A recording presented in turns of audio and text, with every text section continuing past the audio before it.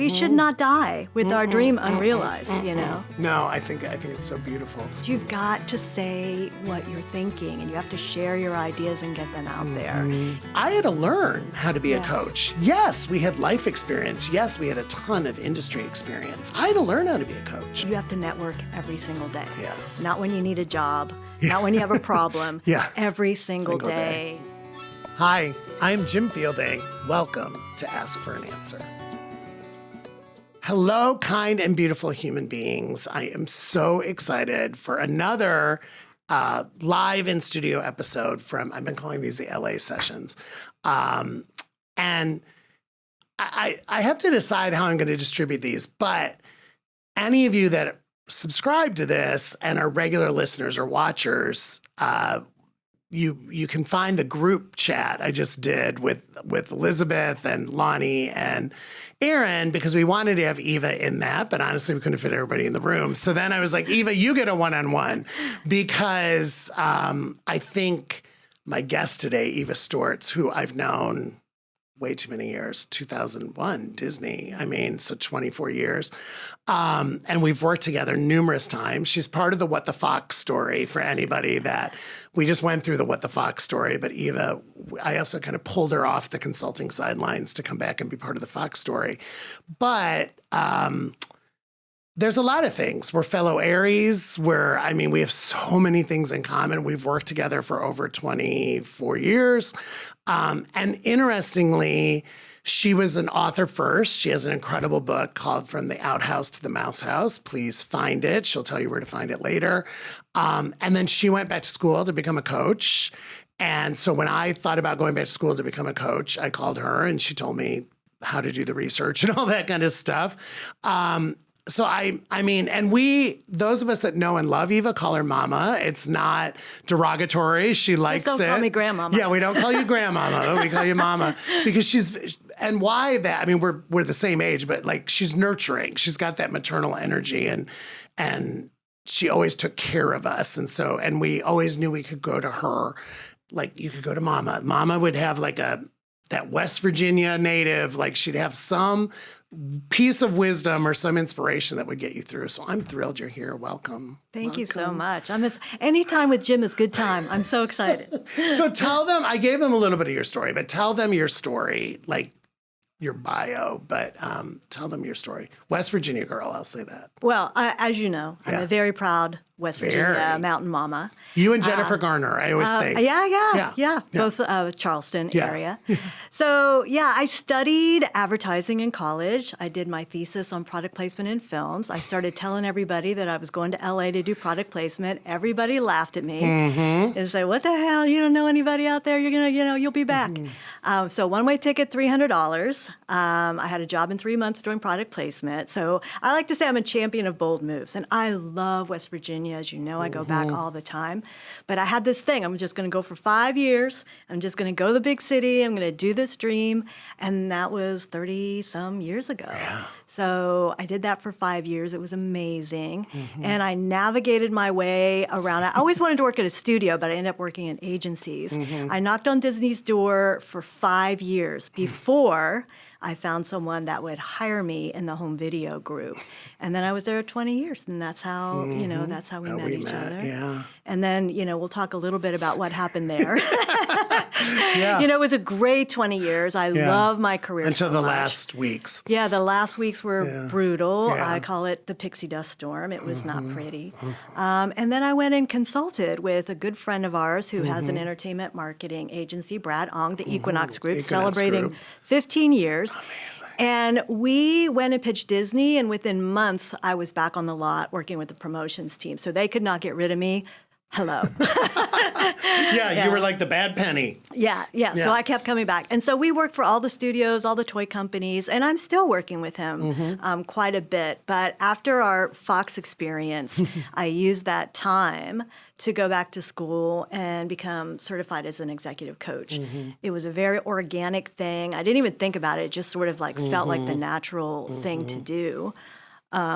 I mean, I can tell you why, but I want to hear your why too, like why coaching. The first reason was while I was at Disney, I had an executive coach that was a major career changer for me.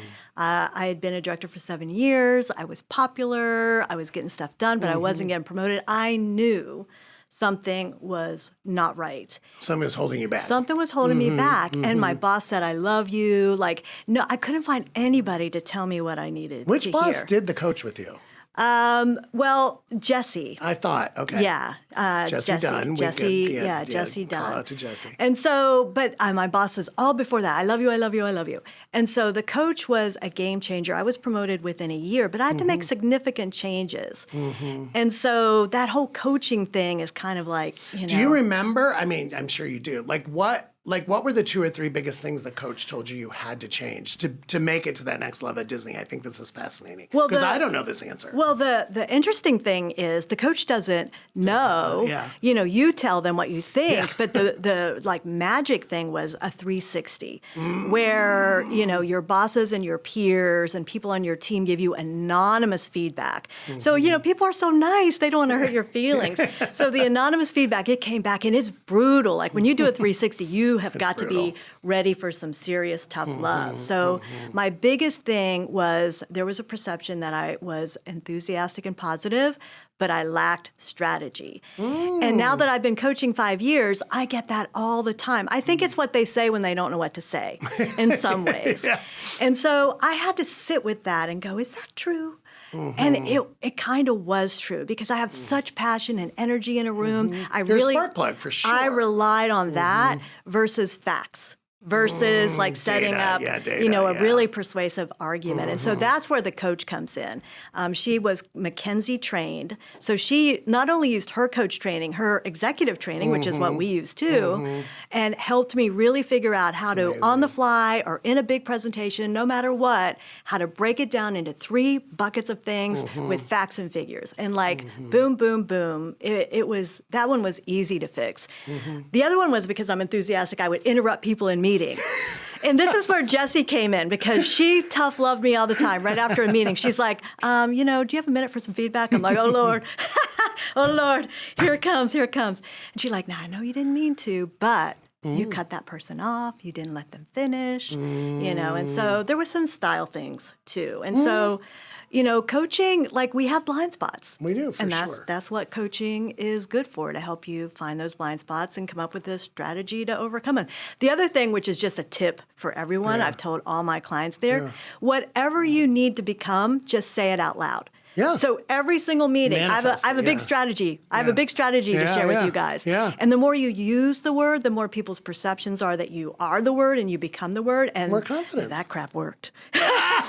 Use the word. It's funny because I was a partner to you in this period. And I think I probably knew you had a coach, but I didn't really know what you were being coached on because it was confidential. But I actually can remember that period. I can remember you changing behavior. I also remember when you got promoted because we talked about it in a previous session. We talked about talent assessment planning. And I remember Jessie presenting her team and her high potentials and, you know, talking about, you know, she needs to do a little bit more of this, or a little bit less of that. I mean, the one thing I will say, you and I have talked about, you were at Disney. I was at Disney 12 years. You were there 20 years, is we definitely got development. Like they put us in classes, they put us in GLI and ELI and all of those things. Presentation skills, press training, like tons of the 360 reviews, the coaching, all that kind of stuff. I mean, they definitely invested in you. And there was tools there, if you cared, you could access, right? I mean, there was things you could do. Well, I asked for a coach, and that's the other thing I tell all my clients. Like ask for it. A lot of people have this like stigma that means something's wrong. It's like ask for one. Well, that was me. That's what's so funny because I had a coach at Disney. So I'll answer your why coaching for me, and then I have some other questions for you. But I was working for Andy Mooney, who you were also working for, and Andy said, and this was when I was president of Disney Store, and they said, we're going to get you a coach. And I said, what did I do? Like, because I thought it was the stigma thing. I thought I had offended somebody, or I wasn't doing something right, or I wasn't strategic enough. And he said, no. This is an investment in you to be even better. We want you to be even better than what you are right now. And I ended up having that coach my entire 4 years, David Oldfield, someone that you know. And And he's actually the one that helped me. I'm not going to go into the whole story because you can buy the book and read chapter 3. He's the one that helped me decide to leave Disney and never told me to, because a coach doesn't do that. I mean, we're going to talk about what you and I have learned as a coach. You don't give the answers. You ask for an answer. You ask the same question over and over again and try and get your client to an insight, basically. Yeah. And for months, we were dealing with the trauma I was having at work, and he would say all the time, you know what you need to do, and I didn't. And I would be like, no, I don't. No, just tell me. I literally I didn't want to be coached. I want to be told what to do. And then you going into coaching, you writing the book, going into coaching, and then me talking to you, and then Peter Collier, who also had gone into coaching. And I had so much respect for him. And I called him, and he's based in London, so the coaching's a little bit different. But I was like, I want to do this. And I, like you, I was like, I need to go back to school, because one of the things that frustrates me about the coaching industry, there's a lot of people that just call themselves a coach. All of a sudden they just change their LinkedIn and they're like, I'm a coach. And I'm like, are you? Because I had to learn how to be a coach. Yes, we had life experience. Yes, we had a ton of industry experience and career experience. I had to learn how to be a coach. Oh, yeah, exactly. Or else you're just an advice giver. Yeah. And so the training, I thought, was I loved it. Incredibly insightful, because it's positive psychology. Yes. It's so much. You're right. It's like everybody, we all know what we're supposed to do. We just don't do it.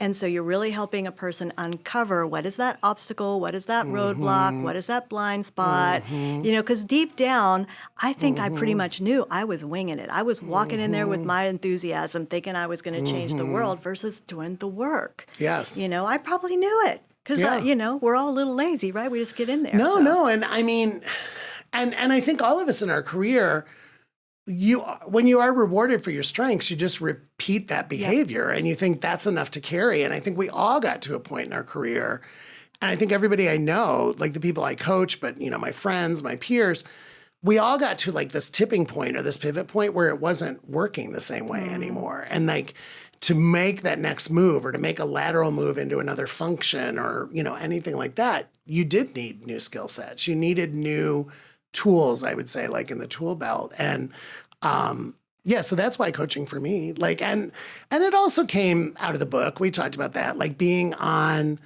the book tour and the book promotion, and people were kind of asking me, do you coach? And I didn't have the good answer for it. I wasn't prepared, it wasn't in my PR toolkit. I was and I would fumble, and I'd be like, oh yeah, send me an email, right? It was weird.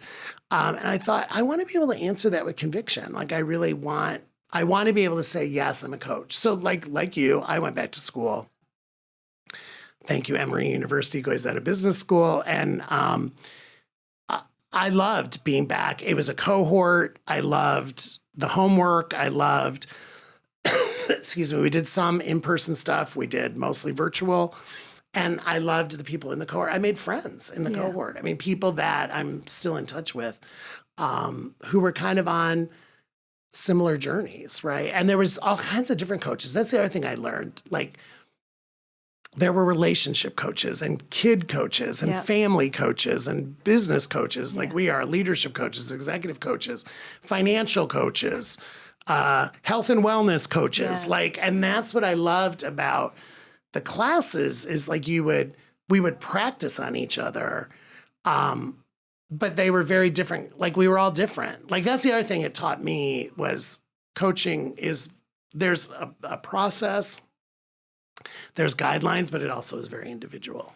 Yeah, I'm sure, like me, you also had so much gratitude and you wanted to give back. So part of mine was definitely service oriented because our career, it wasn't always perfect at Disney, but it was amazing in terms of a boot camp, a place to learn, and valuable lessons. And so I just when I got laid off, 2 weeks before my 20th anniversary, I went to the cafe and just started writing. I was afraid I'd forget it or something. I just started writing out every lesson that I learned from leaders that I admired. And it just it just poured out of me, you know, and because we had a really amazing career. Well, that kind of became your book too. Like if you read your book, and I use what my coach taught me, break it down into 3 chunks. And so I'm like, okay, if I had to pick 3 things that I learned at Disney that I want everyone to know about chasing their dream careers, relationships, positivity, self-motivation. Yeah. Because I couldn't wait for my leader or my HR person to promote me. I had to say, listen, something's going on. I want to coach. And so you got to take the bull by the horn. So, you know, if I had to pick one, it'd be relationships. I think that's what I learned. And as you well know, like so many of our lifelong friends are people that we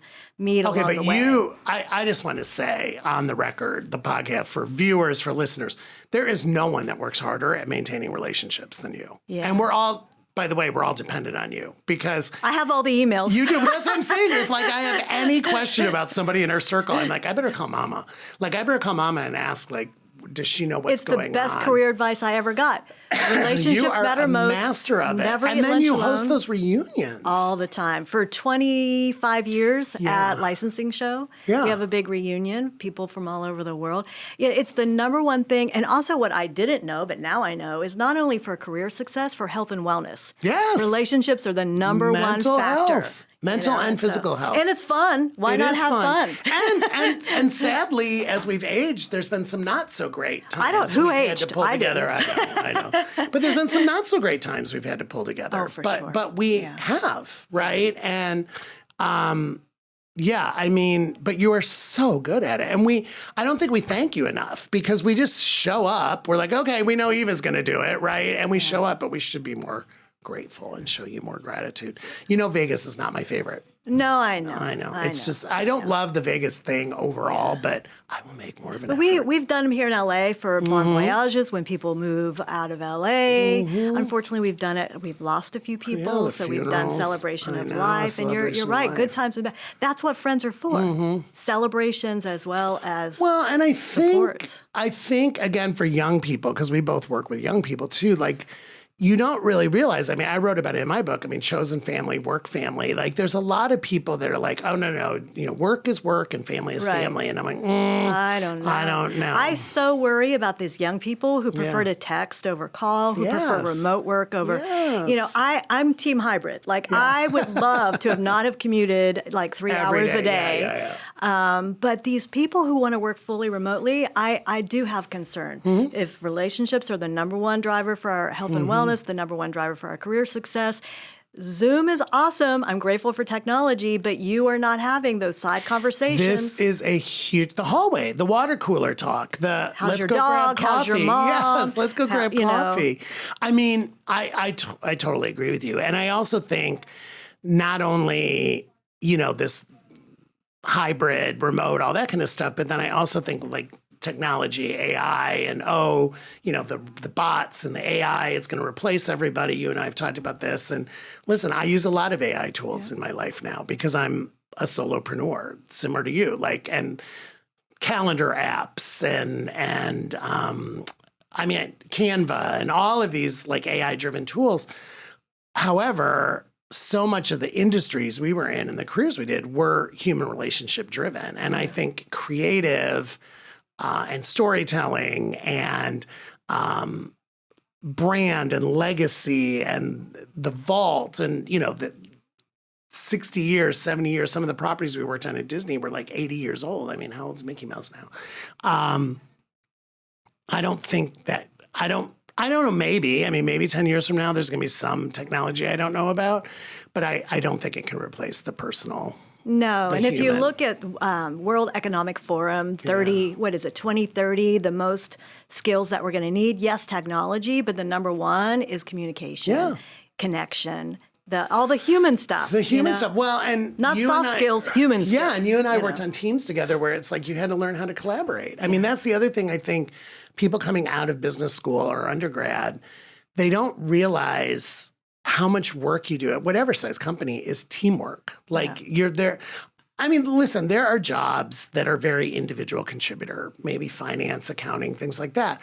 But most of the way we worked, it was 3 people, 5 people, 6 people, 16 people in a room, in a virtual room now or a physical room, figuring something out. Like, what's going to be our strategy for this movie? What's going to be our strategy for this promotion? What's going to be this strategy for publicity for this vault title? And you and I both always shared that two heads are better than one. Oh, absolutely. And, the whiteboarding and whatever you call it, blue skying, whiteboarding, innovating. I love a good flip chart. Yeah, exactly. And I like those wipe off boards, like those white chalkboardy things. Well, people forget that people are a resource. Like we're using the technical tools, but people are an amazing resource too, because what's one of your C's? Collaboration. That's the biggest thing we were kind of graded on at Disney, because for creativity, you need to like bounce your ideas off each other and build on. I love Pixar's plussing. That's another thing I've used in my consulting. It's like whatever your idea is, and as good as you think it is, it can be better. And the way to do it is to have someone plus it. Yeah, no, I mean, I totally agree with you. And a lot of what people got coached on at Disney was people weren't good at it. Like it was a skill you had to learn. Like you were more of a natural, like with your enthusiasm and the way you are, you were kind of a natural collaborator and team builder and communicator and community builder. But a lot of people weren't, right? And I think if people did fail at Disney, and listen, I hired people that did not make it at Disney, it was because they couldn't figure that out. They couldn't, because, like the word, this whole thing isn't going to be about Disney, but we have plenty of time. But the word in Disney was we were a matrixed organization, right? And so you had to learn how to navigate, which basically meant, you understand, and I remember even in my reviews, it's like you had to learn how to influence decision-making when people weren't reporting to you, basically. Like that was a skill.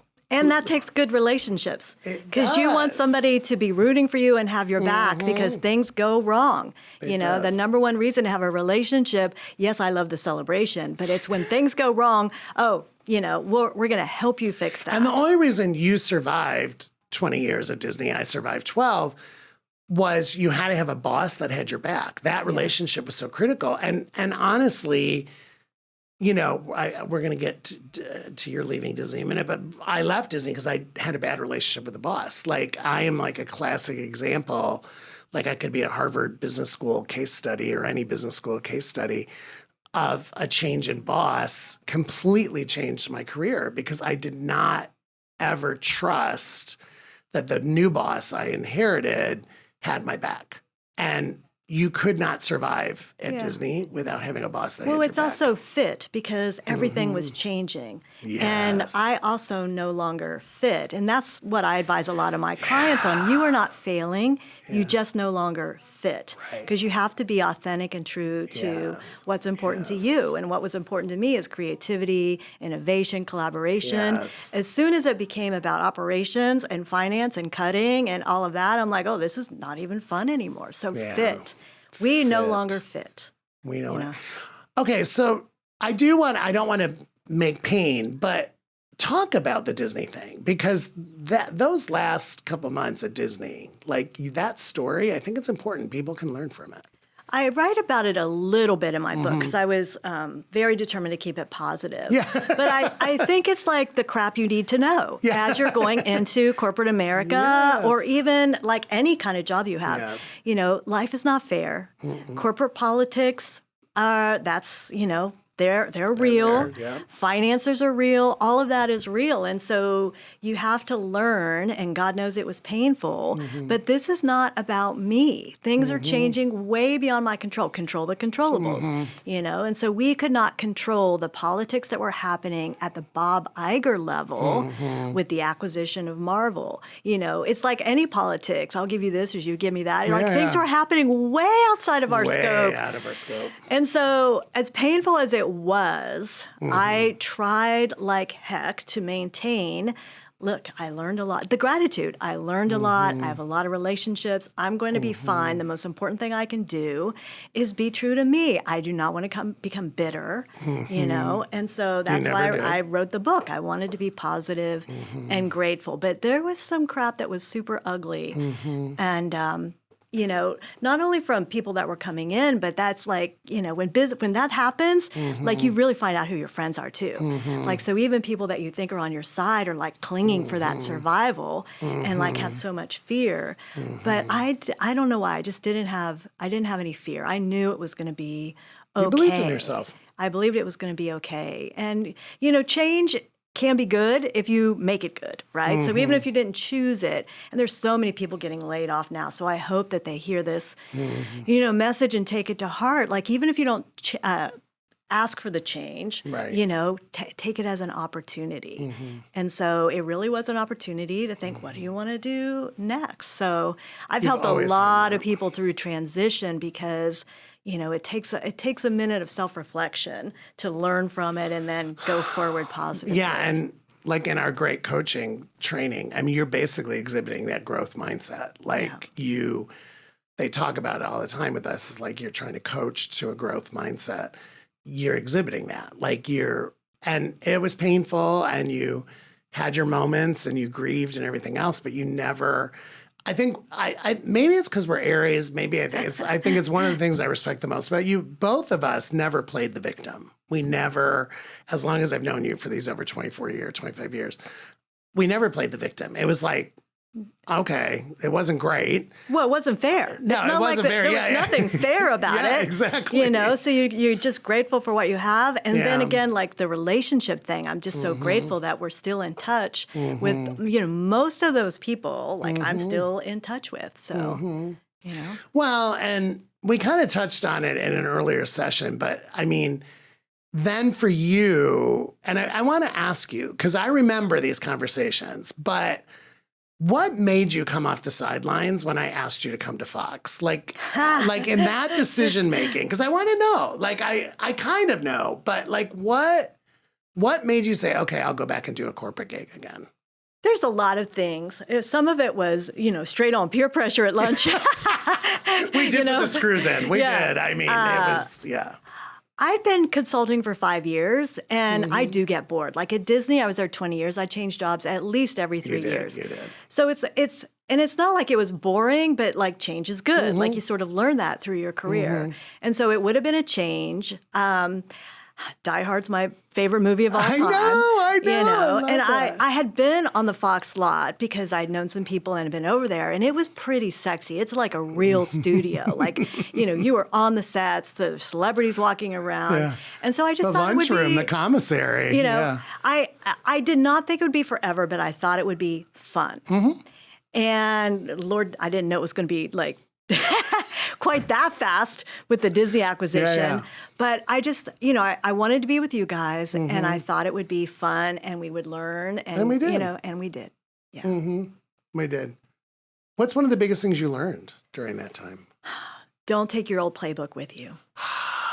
And I love you for saying that. I mean, listen, Disney 20 years, we thought we knew. Our shit didn't stink. It's our way. Like, you know, this shit works. Yep. And so we take that playbook, and guess what? That playbook doesn't work. These are adult fans. This is fandom that we have to learn about. We got to go to the Comic-Con and watch the men sweat. You know, what's making them sweat? you know, it was a whole different world. And so when we started realizing it was a different world and listening, actively listening to what worked, and also listening to the insights about what the fan wants, and the licensees who'd been doing those collectible Predator things for years. It's like, oh, this is a different game. So the biggest thing is don't take your old playbook, you know, wherever you go. I think that's huge learning because we saw people from our network, people we had collaborated with who did not have the ability to function outside the Disney ecosystem. And again, I hired some of them at different companies I went to. And no matter how hard you worked with them or coached them, they couldn't do what you were saying. I think that's such a big insight and a big learning of, take the best practices, take the learnings, but don't just try to implement a formula that worked at Disney and say it's going to work on this property. We did light strategy because the word strategy scared people. So we did light strategy and planning. But we found, I think, the good balance there. And I think we were respected for that. The other thing is like pure creativity, because Disney, from my 20 years, went from like creativity and like movie making to very strategic franchise planning and formulaic. Very formulaic. And we're only going to do movies that can be optimized across all the lines of business. Sounds so smart and strategic, but you do lose a little creativity. And so the complete opposite at Fox, where you let the creatives go and play and come up with like crazy. Which is why we could do Die Hard Christmas letters that said yippee-ki-yay, mother effer, right? We would have never done that anywhere else. No. And licensed alcohol and things like that. I mean, things cannabis, cannabis accessories. Cannabis accessories. No, like we had never done anything like that before. But I think those are such big insights. Yeah, I mean, and I love that you said you came because you thought it was going to be fun, because we were talking about in one of the other podcast episodes, those first couple of months were really fun. I mean, we were learning and we were growing, and we were like, oh my God, people love Buffy the Vampire Slayer, people love Firefly, people love Sandlot. Yeah. Like Sandlot was out 20 years ago. Like, wait a minute, and they still talk about it. Like, there was so many pleasant things we uncovered, and I love.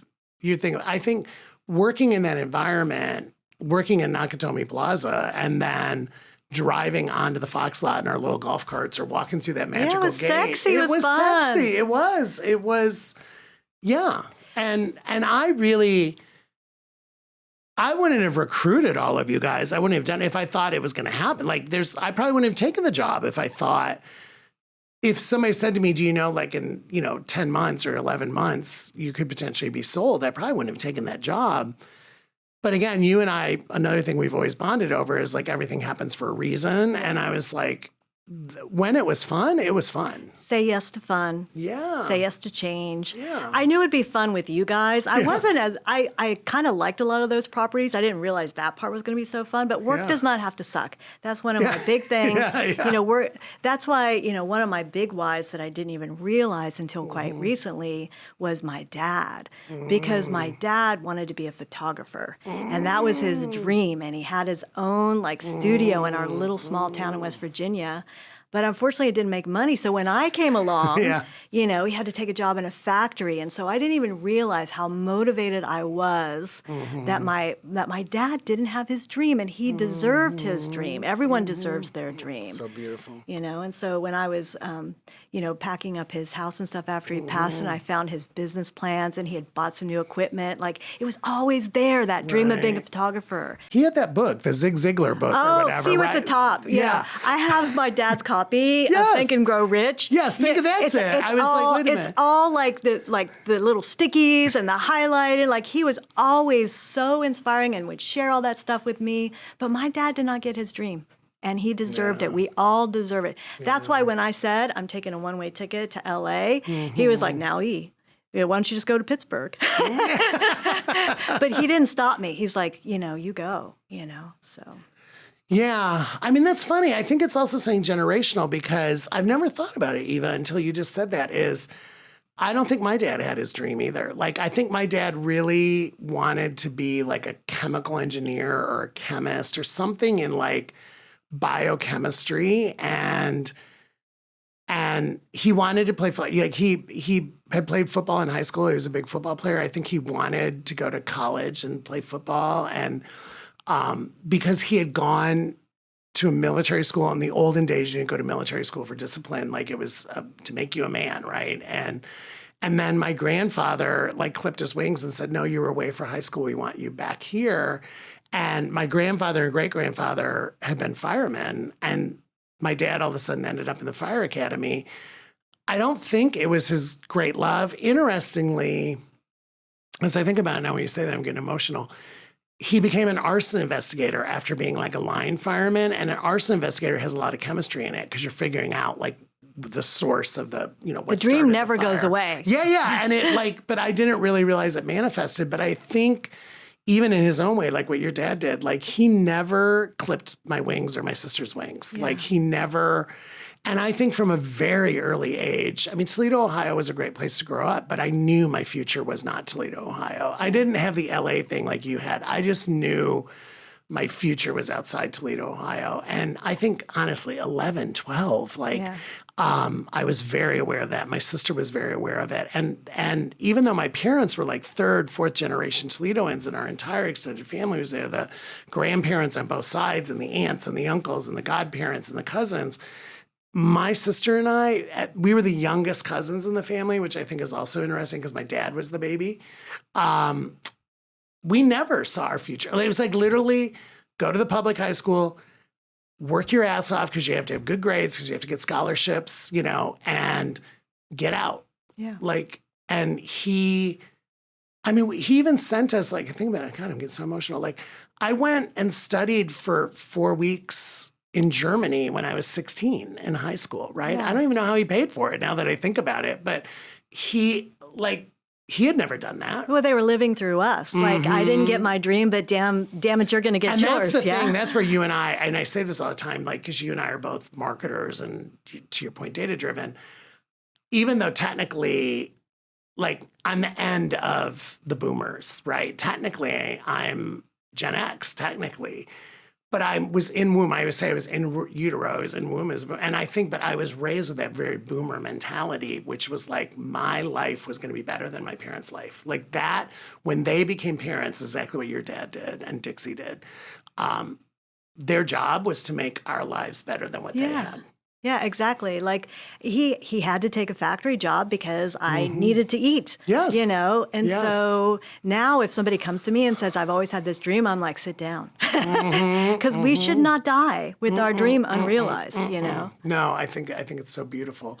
But I also think the arc of a life, the arc of a career is long. And so sometimes you do, listen, you made decisions when you became a mom, right? You changed. I think I watch my sister and how she's raised her 2 daughters.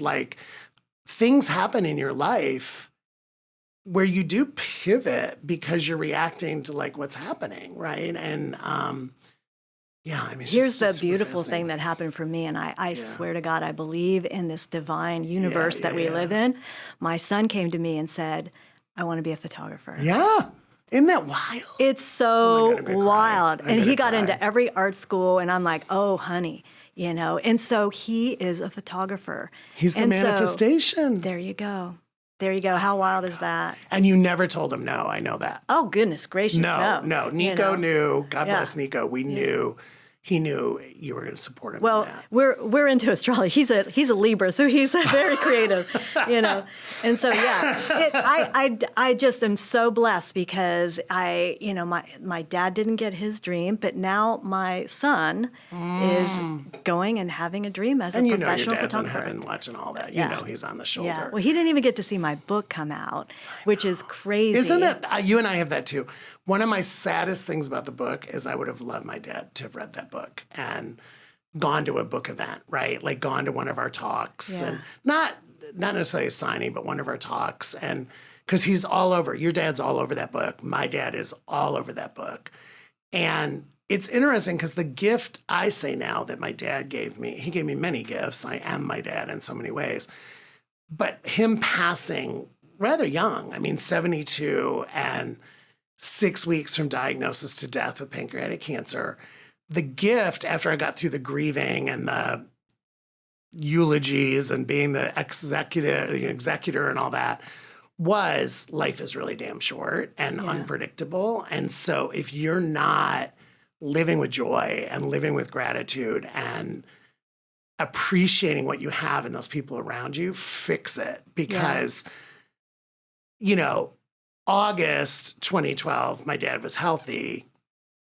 October 2012, diagnosed with pancreatic cancer, died, Thanksgiving week 2012, wow. Right? And so when you talk about control the controllables and just being present and living in the moment, it's kind of like that, all those adages of don't put off to tomorrow what you can do today. Because I think my dad was a planner. I'm a planner. My dad was a planner.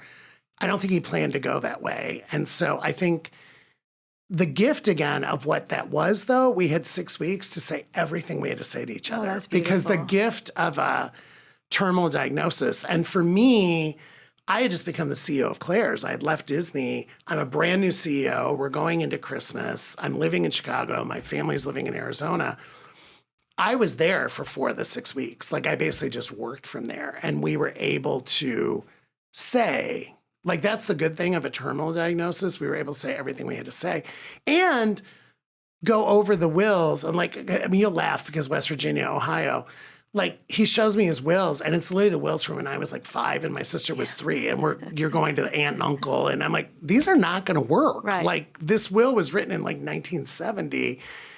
Teach me how to open that ancient safe. Like he had a safe that looked like I was going to have to be like Johnny Depp safe cracker. I could not figure out how to make it work.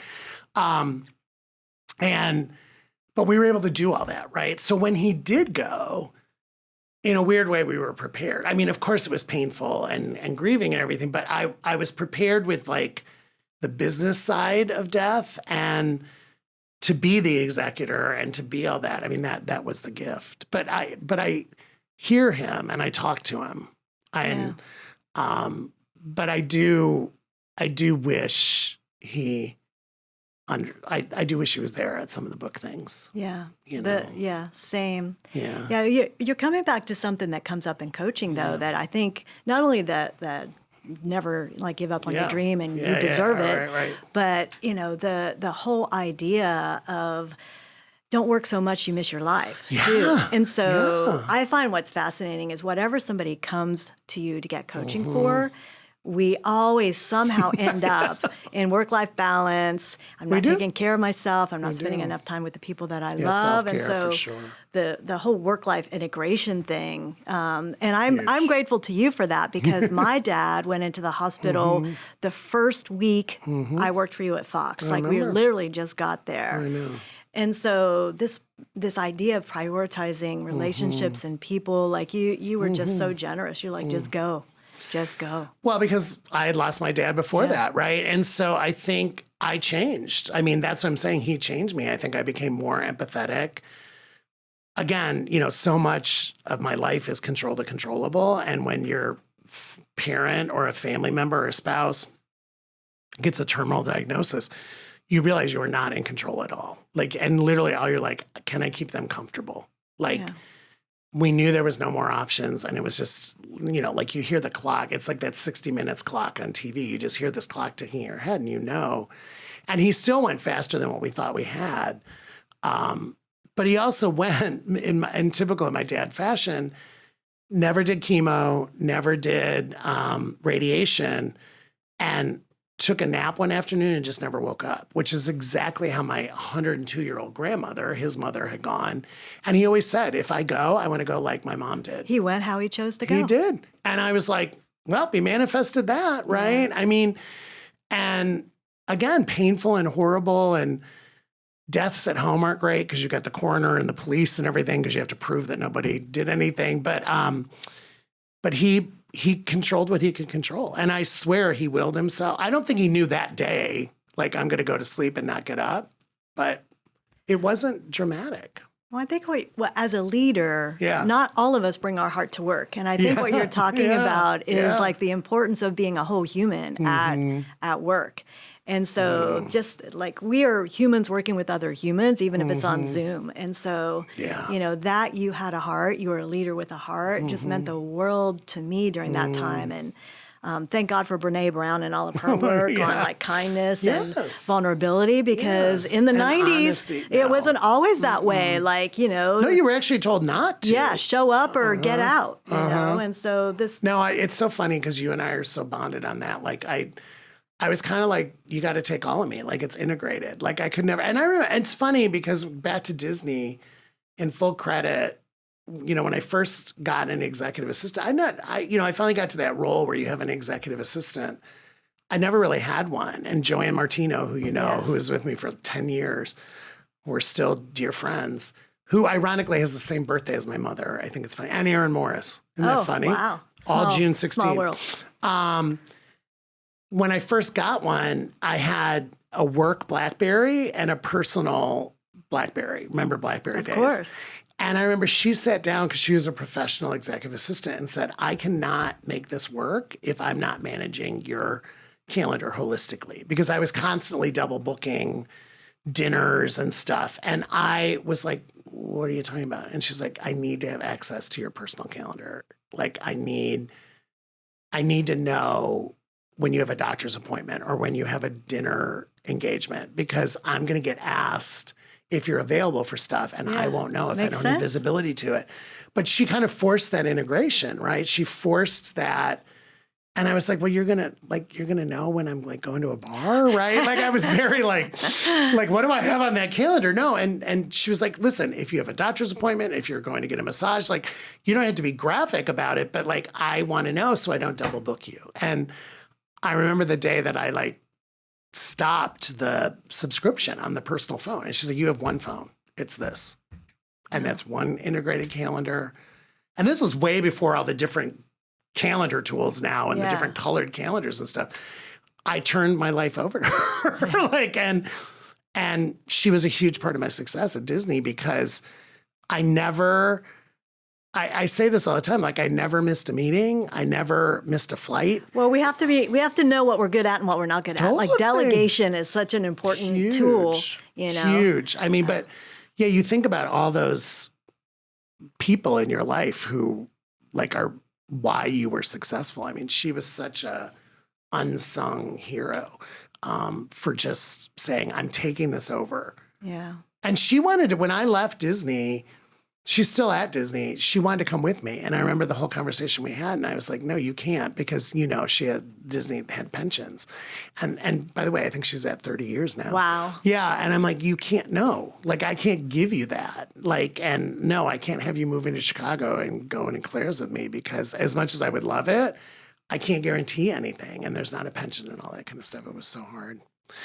Well, let's talk about, one of the things we talked about as we were preparing for this, like, and you've done a really good job touching on some of them already, but like, let's talk about our client, not give away confidentiality of our clients. Perfect. But like you talked about the work-life balance thing, but like, what are themes that you see from your coaching now, like that are coming out? Because I think this would be really helpful for people. And again, this is not what people come to coaches for, but 100% of the time, college students to CEOs, imposter syndrome. Imposter syndrome. Funny? Yeah. And I have learned through our training and stuff that as humans, it is very natural for us to have the negativity bias, you know, and to have fear. That's how we survived as a species. And so the first thing is to help them be aware that, oh, you have that, I have that too, we all have that. And so really helping someone basically feel the fear and do it anyway. Like all of those cliche sayings are so true, you know. So the imposter syndrome and confidence is a big one because you've got to be bold enough to say the thing, you know, and you don't have to be the extrovert, loud, funny one. You can be the quiet one, but you've got to say what you're thinking and you have to share your ideas and get them out there, you know, even when you're afraid and even when you think you're not ready for the role. You have been given the role. So step up into it. So definitely imposter syndrome, I would say 100% of all of us have it. And at so different times, for the sure. secret is, what do you do with it? Right. Let it motivate you. And if you do have skill gaps, sometimes I have identified there are skill gaps, take a class, get a mentor. You know, so you have to be true. You have to be like kind of real with yourself. Do I have a skill gap, or am I just being a big old wimpy ass baby? Being a big old baby. Big old baby. Yeah. That's huge. No, I think that's so huge. Okay, I have two final questions. One you're going to laugh at. What's the best part about being an Aries? Oh, you know, I read way too many I know. horoscopes in the morning. Yeah. It is that enthusiasm and that positivity and that just radical optimism. Like literally $300, plane ticket, LA, here I come. That's Aries, totally. That's Aries. It's like, it will work out. And even when it doesn't work out, you're like, unbelievable belief in you're like, yourself. well, shit, that didn't work, but now, exactly. you know. Unbelievable belief in yourself. Okay, what's the worst thing about being an Aries? frustration. Like I get easily frustrated. If people aren't seeing the opportunity, if they're like naysayers or victims, I lose. That's why I say we hate victim mentality. No, I can only coach ambitious people. I cannot work with you if you are not willing to take those bold moves. I know. No, I agree. And you and I both, I think it's an area thing, but I know particularly Eva and Jim, we synthesize information very quickly and we both get impatient. I think that's the whole, when you were getting the feedback about talking, because we're like, come on, guys, like we know the solution. I just want to say the thing. Exactly. We know the solution. Come on. I knew 5 minutes ago. Why aren't you there? No, I think that too. Well, you wrote that amazing book. Please go buy Eva's book. What's one piece of advice you want to leave our listeners and viewers with that we haven't talked about already? Well, I always come back to those three things. Relationships being number one, you have to network every single day. Yes. Not when you need a job, not when you have a problem. Every single day. Network, rally those relationships, and be sure they're there when you want someone to celebrate with and when you've got a challenge that you really need someone to help you with.